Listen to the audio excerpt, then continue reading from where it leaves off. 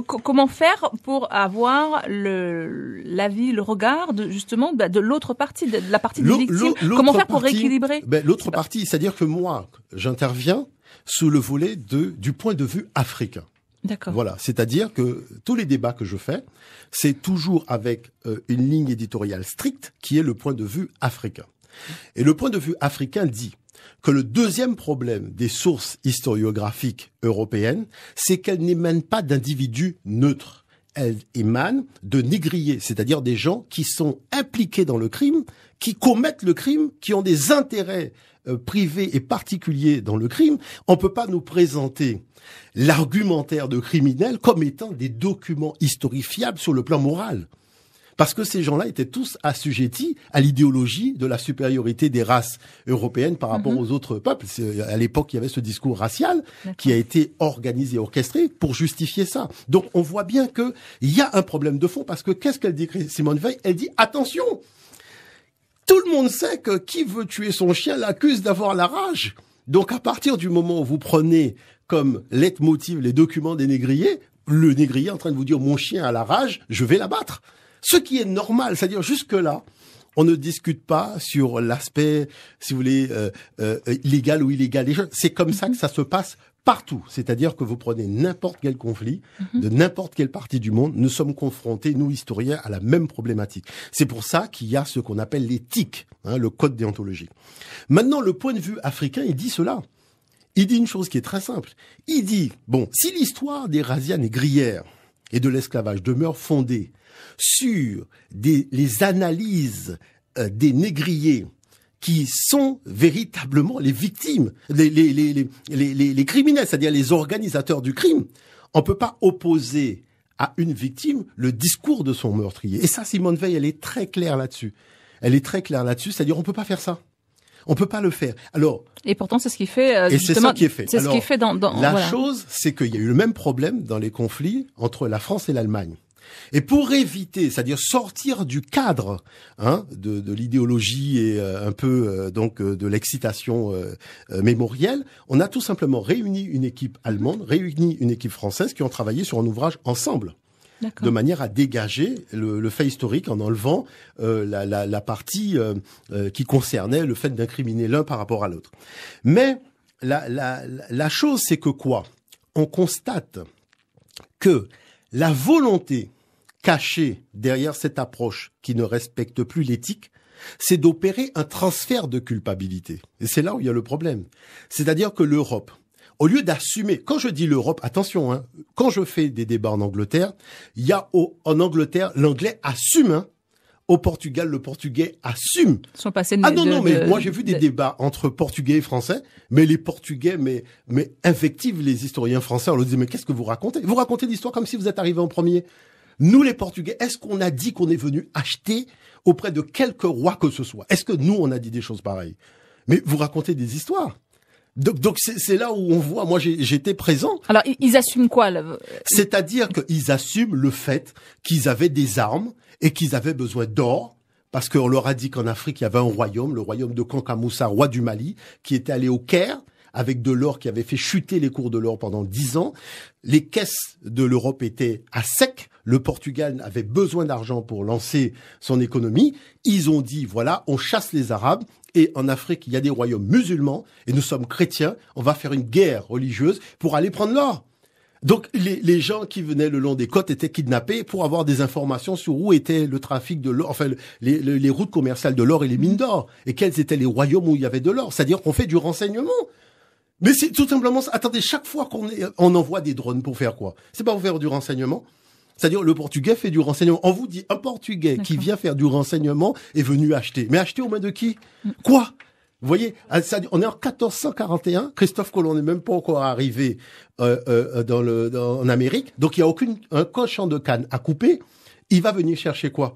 Après, on vous dit, oui, il avait besoin d'esclaves. Mais le mot esclave descend des Européens slaves. Donc, il y avait déjà des esclaves en Europe. Depuis le 5e siècle de l'ère ancienne, les Européens font plus de 2500 ans de trafic esclavagiste en Europe. Si vous prenez depuis le 8e siècle. Alors, on va revenir sur l'esclavage en Europe tout à l'heure. Donc, vous disiez que voilà, les Européens, eux, assument. Donc, voilà. C'est-à-dire les Anglais assument. Les Anglais assument. Les Portugais assument. Mais il y a des gens qui n'assument pas. Les Français n'assument pas. Parce qu'il y a un transfert de culpabilité et ils ne veulent pas assurer cette donc, culpabilité. Donc, ils sont allés chercher, donc, ils ont été chercher des musulmans, chercher c'est-à-dire de l'or. C'est-à-dire faire du renseignement pour avoir de l'or. Et qu'est-ce qu'elle dit, Christiane Taubira, d'ailleurs, à propos de ce transfert de culpabilité? Elle dit ceci: lorsqu'il n'a plus été possible de tout taire, voyez, une version officielle de l'histoire s'est mise progressivement en place en faisant plein feu sur les complicités africaines et relativisant, voire occultant, le rôle des armateurs et rabatteurs européens. Donc, le transfert de culpabilité pouvait alors s'opérer. Et c'est pour ça que M. Logassa dit le cliché du roi nègre, je dis bien le cliché du roi nègre, vous voyez, trafiquant d'esclaves, a donc été imposé. C'est-à-dire, c'est pas quelque chose qu'on peut démontrer scientifiquement parlant, parce que c'est faux. Moi, je vous dis, c'est faux. J'ai été devant Monsieur Deveau à la télévision, face à face, sur une émission sur la traite interne africaine. Et je lui ai dit, c'est faux, c'est nul et non avenu, qu'il raconte n'importe quoi, parce que moi, je vais vous dire quelque chose qui est très simple. Si l'Afrique avait eu 14 millions d'esclaves en Afrique interne, alors ce qui est très fort, parce que les Africains sont animistes, mais ils font de l'esclavage comme les rois européens qui sont judéo-chrétiens. C'est-à-dire la barrière sociale, psychologico-religieuse, ça n'existe pas. Donc on nous a menti. C'est-à-dire que je dis, moi je suis pas dans les problématiques de mensonge, je dis simplement qu'il faut faire preuve d'éthique, parce que c'est pas un problème de l'Afrique, c'est on porte atteinte à la vérité et à la morale.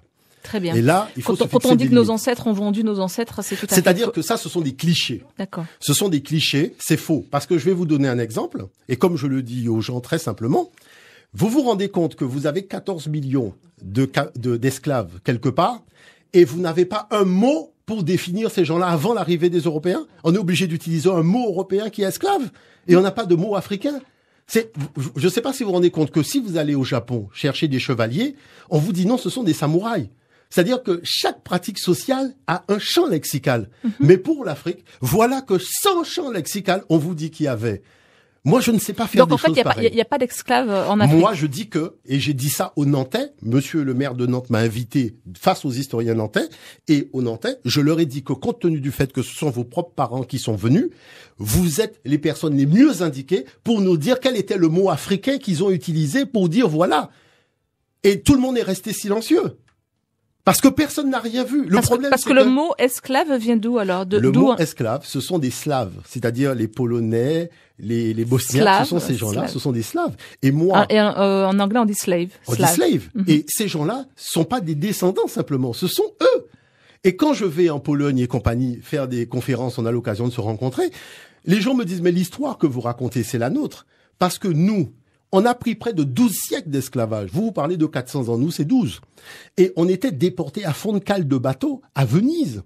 C'est-à-dire le fait de rasier les gens, même de les castrer et le déporter à fond de cale de bateau. Mais c'est les Européens qui ont inauguré ça. À l'époque où l'Arabie au 8e siècle envahit le sud de l'Europe. Mais le commerce des Arabes, c'est le trafic européen d'esclaves. Et c'est pour ça que sur le Maghreb, sur toutes ces côtes-là, il va y avoir un trafic énorme de vente de captifs blancs. Donc, on peut pas venir nous sortir des histoires à dormir debout parce qu'il faut être quand même un peu sérieux. Vous voyez, vous avez une pratique dont la terminologie de A à Z provient de l'Europe et on vous applique cette pratique à l'Afrique sans jamais vous donner un seul mot africain qui justifie. Moi, je vous dis une chose, hein. Vous envoyez votre fils faire une après-midi d'arts martiaux. Quand il balance un coup de pied, vous lui dites « Oh, tu as lancé la jambe ». Il te dit « Non, maman, c'est un washi magari ». Ça veut dire que chaque chose a un nom lorsque la pratique existe socialement. Maintenant, s'il n'y a pas de nom et que vous utilisez le mot coup de pied, ça veut dire que quand même il y a quelque chose qui est pas clair dans le récit historiographique que vous livrez des événements. Alors quand il est dit, comme disait Yanis, que ce sont les rois africains qui ont participé même à la traite, qui ont vendu leurs frères noirs, oui, c'est faux. Alors, c'est-à-dire que, vous savez, ce qu'il y a d'extraordinaire, c'est que les Portugais qui sont venus le long des côtes africaines, donc au XVe siècle, les Africains les ont tous tués. Ninao Tristão, Antonio Gonçalves, ils sont tous morts.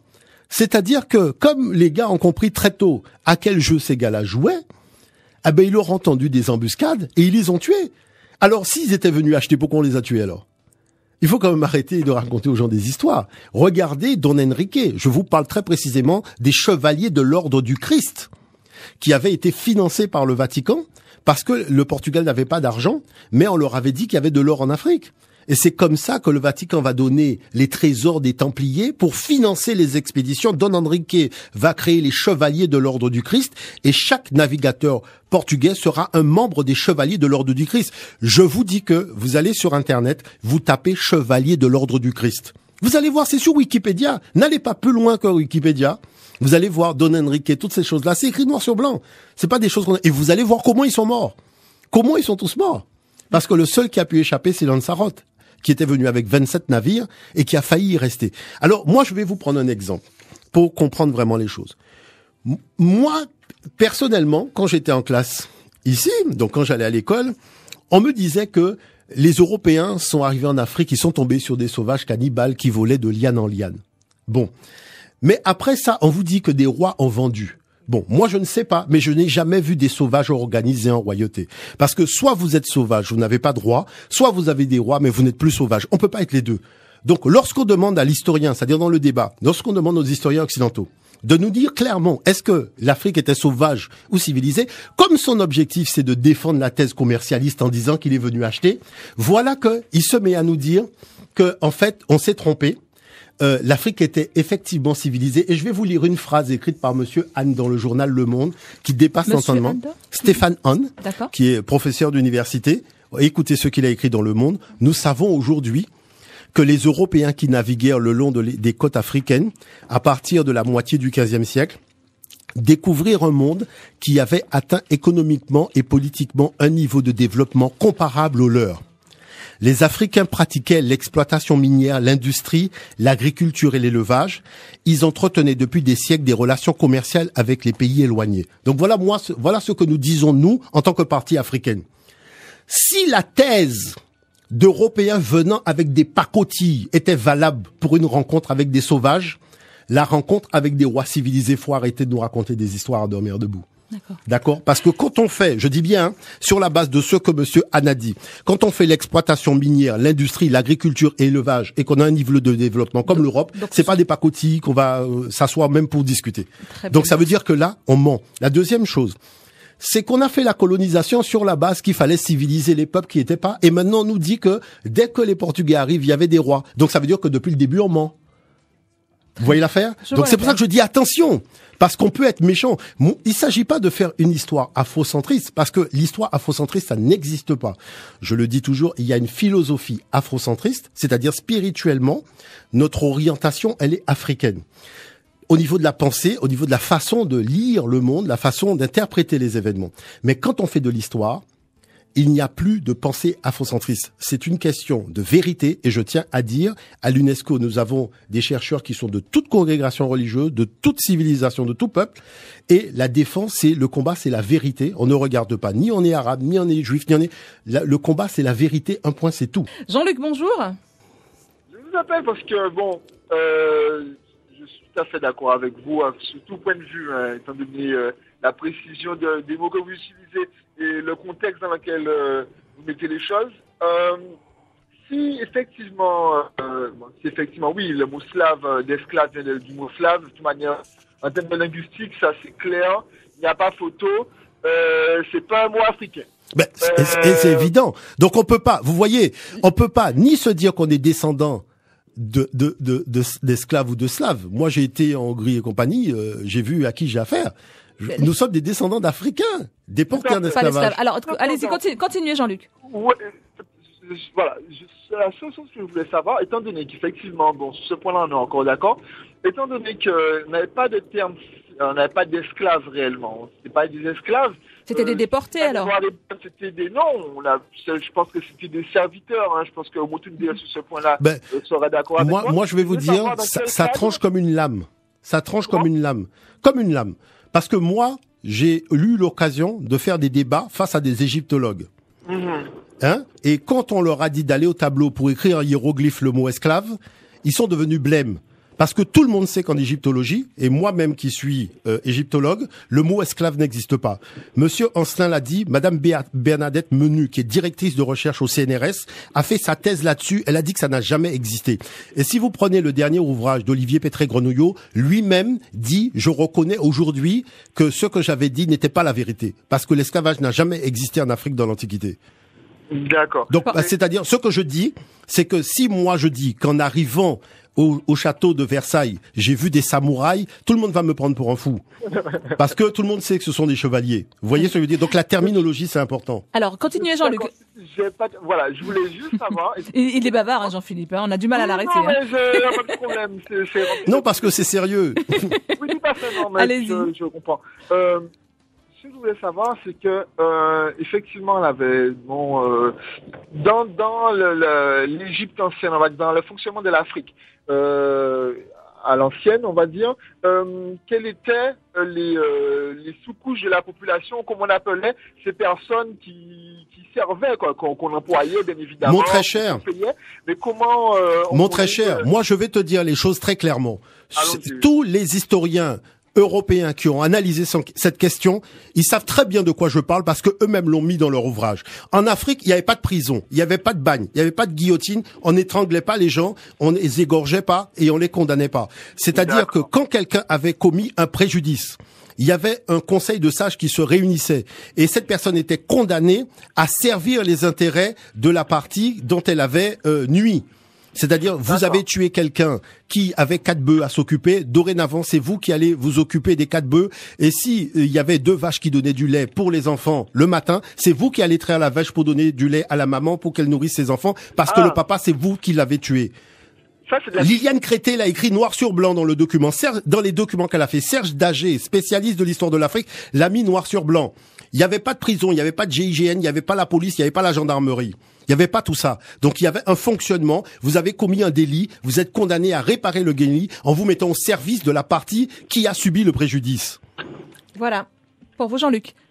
Moi je trouve ça, c'était totalement cohérent, à vrai dire. Hein, mais attendez, Bernadette Menu est directrice de recherche au CNRS. Elle a fait une thèse sur la question et elle est égyptologue. Donc c'est pour vous dire quand même, il y a quand même des dossiers qu'elle met et elle n'est pas la seule. Elle n'est pas la seule. Regardez par exemple un exemple. Vous avez un auteur qui vous dit quelque chose qui dépasse l'enseignement. Il vous dit l'acheminement des esclaves de l'intérieur du continent jusqu'à la côte était assuré sans participation des Européens par les Africains. D'accord? Il vous montre une illustration. Vous avez 2 bonhommes qui sont en train d'amener 24 personnes et chaque bonhomme a un fusil à la main. Alors, à défaut de me donner les coordonnées GPS, si on n'a pas l'adresse exacte, je suis preneur même des coordonnées GPS, de l'usine en Afrique qui fabriquait le fusil et les munitions. En quelle année? C'est-à-dire au 15e siècle. Au 15e siècle. Voyez-vous? Hein? Je suis OK pour dire que l'Afrique est acheminée. Mais si le fusil ne venait pas de l'Africain et les munitions ne venaient pas de l'Africain, vous ne pouvez plus dire que l'Européen n'est valable que pour 2%. 98% du problème, c'est le fusil. Parce que sans le fusil, je vois mal comment 2 personnes vont en maîtriser 24. C'est tout. Moi, je mets tout simplement 2 personnes devant une porte. Nous arrivons à 24 et je demande aux 2 personnes de nous empêcher de sortir de la porte. On va voir si c'est possible sans fusil de nous empêcher de passer. Donc, il faut arrêter de raconter aux gens des sornettes. Alors, moi, je vais vous dire une chose. Il y a une déclaration qu'a fait notre responsable à l'UNESCO que j'apprécie, c'est monsieur Ali Moussaïe. Je vais vous lire sa déclaration parce que elle est importante. Il dit que, voilà, la plupart des sociétés qui ont pratiqué la traite négrière et l'esclavage ont dû faire appel à toutes leurs ressources scientifiques, religieuses et politiques pour justifier moralement, intellectuellement, juridiquement ce crime contre l'humanité. C'est ainsi que les théories de l'inégalité des hommes, notamment sur l'infériorité congénitale de l'homme noir, ont été construites. Cet héritage nourrira par la suite toutes les politiques de domination, de racisme et de ségrégation contre les peuples colonisés. Ce sont ces mêmes idéologies monstrueuses qui seront mises à l'ordre du jour par le nazisme appliqué au cœur de l'Europe. Ça veut dire que qu'est-ce qu'il dit ici? Il dit que s'il était vrai qu'en descendant en Afrique, l'Européen tombe sur des rois qui ont déjà des stocks et qui lui dit voilà, je suis embarrassé, prends. L'Européen n'aurait pas été obligé d'organiser l'idéologie du racisme et de la supériorité des races. C'est parce qu'il savait très bien il sait que ce qu'il dit est faux et la preuve qu'on peut lui avancer, c'est de lui dire, mais si c'était vrai, tu n'aurais pas échafaudé la thèse de la supériorité des races, en disant, il y a les races dominantes, il y a les races inférieures et compagnie, pour justifier ce que tu fais. Parce que s'il y a des rois qui vendent, quelle est l'utilité de dépenser autant d'argent pour faire ça? On n'en a plus besoin. Vous voyez? Donc, ça veut dire que, voilà. Allez, un dernier appel, enfin pas un dernier appel, un autre appel avec François, bonjour. Oui, bonjour. Bonjour mon cher François. On vous écoute François, soyez le bienvenu. Allez-y. Oui. Vous savez, Guylaine. Oui. C'est beau, j'ai oui. Oui. Vous savez, moi, ému. C'est vrai ou ému? Oui. Pardon, ok. Et on t'a souhaité que vous continuiez. Parce que, ou pas, ce début-là, ça. Faut d'autres biter encore. Nous d'autres à dire, d'autres vérités à dire. À part arriver à parler, parce que. Mais ça a touché nous en l'eau, ça a dit là. Ça a dit nous là. À Carouenet. À Carouenet. À sortir à Carouenet moins. Mais c'est ça le but, c'est ça le but de l'émission, hein. Ils démontent nous. Et ça, quand, excusez-moi l'expression, mais au moins, c'est qu'il y a des compatriotes au moins qui a aidé ça. Ouais, qui a fait malheur. Mais c'est peut-être parce que, justement, comment on appelle ça, l'assimilation, enfin, pas l'assimilation, Oui, mais quel que soit, Guylaine, quel que soit ça que dit moins, on a un minimum quand même. C'est conditionnement, là, qui son conditionnement. C'est un conditionnement. Voilà. Oui, c'est vrai, son conditionnement, mais, faut sortir, faut de sortir dedans aussi. Parce que quand vous le conditionnement, et pourquoi il y a arrêté dans le conditionnement? Parce qu'il y a un intérêt, très souvent. Mais, vous savez, en quête du Rombitin, moi, c'est aussi là à la rencontre de monde qui a rendre-vous compte de gens qui ont voir les choses. Ouais. Là, on fait une conférence en Europe, ni des moun yo viennent vraiment, yo dis moi qu'on ça, mais vous savez, histoire là, ça c'est histoire nous, puisque les Slaves, les esclaves, c'est nous. Et ces messieurs, yo blond, de bleu, enfin, on dit qu'on ça, mais, Union Bitin, nous prétend parler. Pourquoi qu'a sorti, carte d'identité, il dit moi qu'on ça, est-ce qu'on voit non, au moins c'est Chiavone. En cas de pourquoi comme ça, non, c'est Chavon, mais vous savez que à Venise, yoteka Vonzot, à Sion quai, non à quai là, c'était la riva des Chiavon. Et la riva des Chiavon, ça veut dire le quai des esclaves. Chiavon, en réalité, ça veut dire esclave en vénitien. Et Bougaka dit moins comme ça, eh ben, esclave, c'est non au moins. Et Bouga blanc, hein.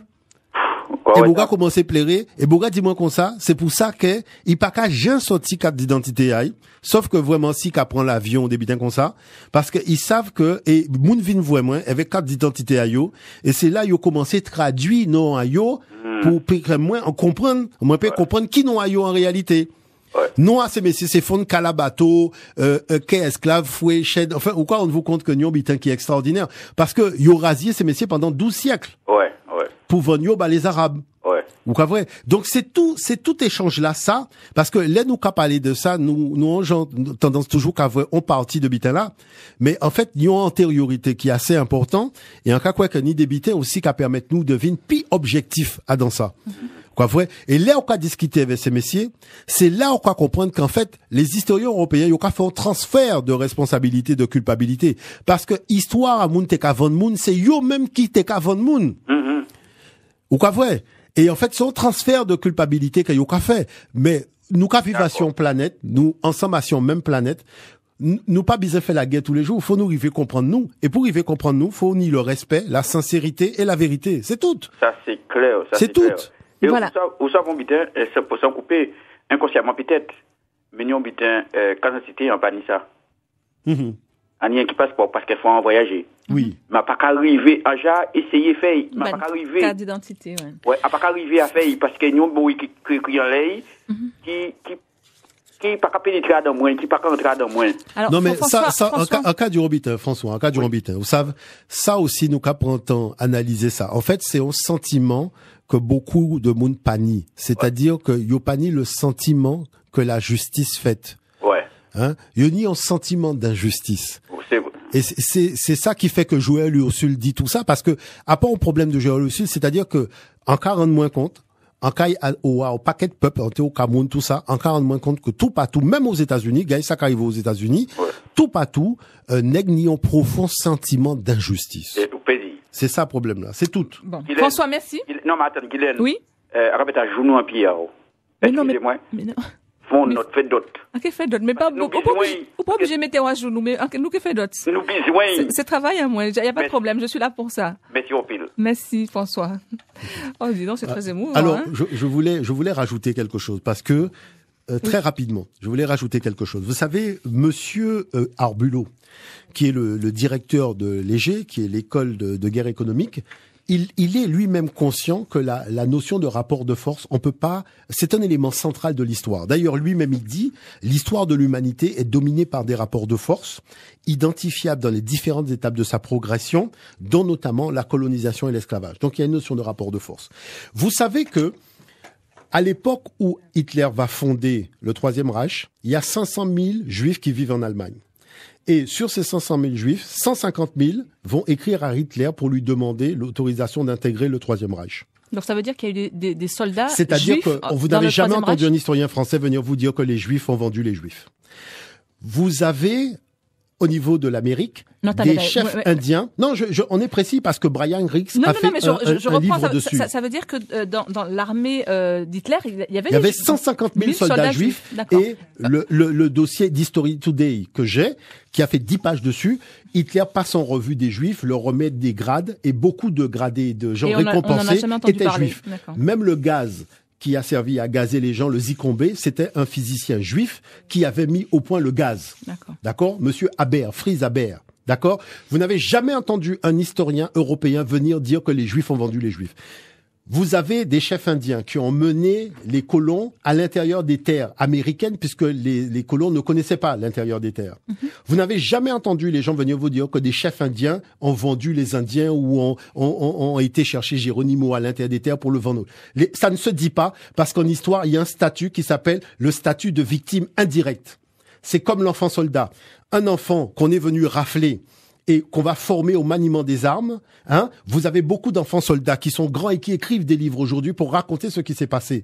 Mais on lui donne le statut de victime indirecte. La victime, c'est celui qui l'a descendu, mais lui, comme on l'a embrigadé dans un système dans lequel il y avait un rapport de force et il n'avait pas les moyens de se défendre, donc on lui accorde le statut de victime indirecte et c'est pour ça qu'il peut aller chez Chamarion aujourd'hui écrire un livre au lieu d'aller en prison. D'accord? Bon.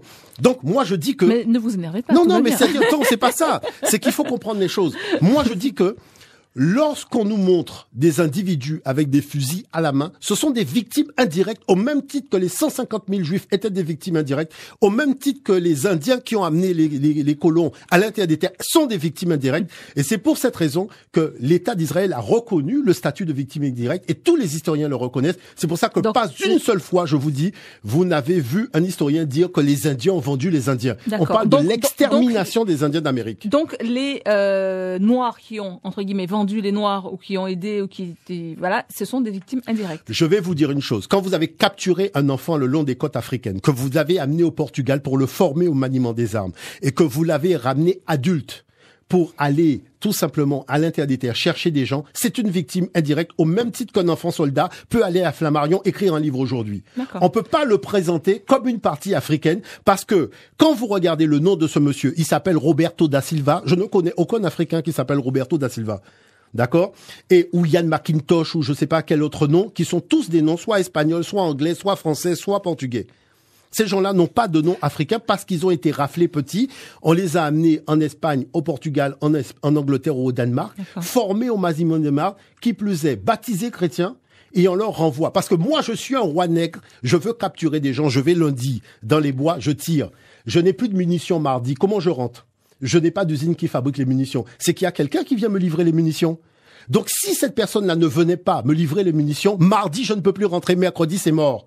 Mais si je peux rentrer mardi, mercredi, jeudi, vendredi, c'est qu'il y a quelqu'un qui vient tous les jours me livrer les munitions. Donc, le problème de fond, c'est qu'il y a quelqu'un qui a fourni l'arme du crime, les munitions du crime, le mobile du crime, et cette personne doit assumer. C'est de cela dont nous parlons. Nous ne sommes pas là pour juger. Nous ne sommes pas là pour juger. Ni c'est bien, ni c'est mal. On dit tu assumes. Et tu arrêtes de venir raconter des histoires à dormir debout aux gens. Il faut que les récits soient objectifs. Voilà. Et sérieux. Il faut que ça soit sérieux, parce que si je vous dis que venir dire par exemple que oui, c'est mon arrière-grand-père qui a fait, je l'ai pas connu, donc je ne peux pas considérer que je me sens concerné par cette histoire. Mais quand le notaire appelle ce monsieur pour hériter de la villa, du bâtiment et du terrain qui appartenait à son arrière-grand-père qu'il n'a pas connu, pourquoi il signe le papier du notaire? Parce que devant le notaire, comme par hasard, il le connaît là. Jean-Philippe, attendez, je voudrais quand même avant la fin, vraiment il nous reste à peine 5 minutes, on ne pourra malheureusement plus prendre d'appel. C'est vrai que c'est passionnant. On va faire comme dit François. Non, parce que quand j'ai discuté avec les Nantais, mais j'ai dit mais on va où là? Soyez au moins honnête. Quand François, comme dit François, on va être obligé de faire 2, 3, 4 volets là-dessus. Jean-Philippe, moi ce que j'aimerais savoir, c'est que justement, quelles sont les répercussions de tout ça au niveau de notre jeune génération? Voilà. Quels sont les effets, le fait que l'histoire n'ait pas été écrite correctement au jour d'aujourd'hui, voilà, en 2015, quelles sont les répercussions? Moi, j'ai toujours dit que le problème de la date de la commémoration, ce n'est pas mon problème. D'accord. Parce qu'il y a 365 jours dans l'année, on va trouver une date. Mais ce qu'il faut savoir, c'est qu'on ne peut pas laisser une histoire basée sur le récit des descendants des négriers. Que vous disent les enfants? Mais les enfants disent, quand vous allez dans les écoles, on parle des Noirs, c'est Sida, Ebola, l'Afrique sauvage, cannibale, des nègres qui ont vendu. C'est-à-dire, c'est extrêmement négatif et ça détruit complètement l'intégrité de l'enfant. À tel point que les réunions que j'ai fait avec les enfants, mais il y a un moment, j'ai perdu la parole. Parce que l'enfant a l'impression qu'être noir aujourd'hui, en 2015, c'est une tare. C'est être une tâche dans l'histoire de l'humanité. Alors que l'Afrique a inventé les mathématiques, l'Afrique a inventé l'écriture, l'Afrique a inventé la religion. Tout le monde vous parle de papyrus, de parchemin. Mais le papyrus, c'est qui l'a inventé? Les premiers textes sacrés sur papyrus, c'est qui les a écrits? Pharaon, c'est lui qui a formé Moïse. C'est pas moi qui le dis, c'est la Bible qui dit. Il dit, Moïse a été formé dans les temples de Pharaon. Alors si Pharaon était le diable, qu'est-ce que Moïse faisait dans le temple du diable? Je dis que, attendez, Jésus, quand il voulait se faire cacher, il est venu en Égypte. Si l'Égypte c'était la terre du diable, que fait Jésus en Égypte?